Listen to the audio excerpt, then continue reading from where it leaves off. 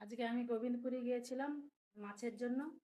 3 রকমের মাছ এনেছি, বাটা মাছ এনেছি, কাতলা মাছ এনেছি, আর তেলাপিয়া মাছ এনেছি, আর লাউ শাকও এনেছি, 1 কিলো লাউ শাক।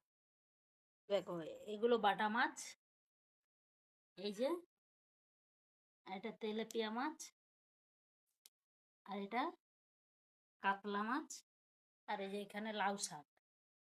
1 কিলো লাউ শাক, 1 কিলো লাউ শাক 80 টাকা নিয়েছে।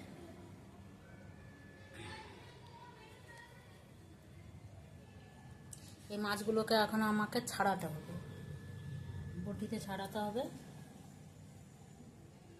গোবিন্দপুরিতে বিকালের বাজারে গেলে ওরা মাছ ছাড়িয়ে দেয়, আর এই সকালের বাজারে ভেতরে বাজারটাতে মাছ ছাড়িয়ে দেয় না, ঘরে নিয়ে এসে ছাড়াতে হয়।